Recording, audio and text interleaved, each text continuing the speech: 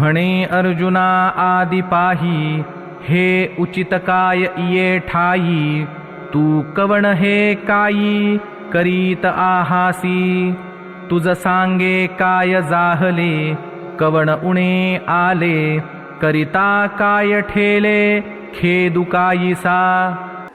आप्त स्वकीयांच्या मोहाने दुःख जर्जर झालेल्या अर्जुनाला भगवान श्रीकृष्ण म्हणाले, हे अर्जुना, तू जी काही युद्ध न करण्याची भाषा करतो आहेस, जे काही वागतो आहेस, ते या कुरुक्षेत्राच्या रणांगणावर या युद्धाच्या प्रसंगी वागणे योग्य आहे काय?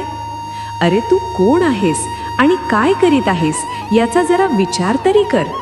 हे अर्जुना, अरे सांग, तुला काय झाले आहे, काय कमी पडले आहे, तुझे काय करायचे राहिले आहे म्हणून एवढा खेद करीत आहेस? जय जय रामकृष्ण हरी.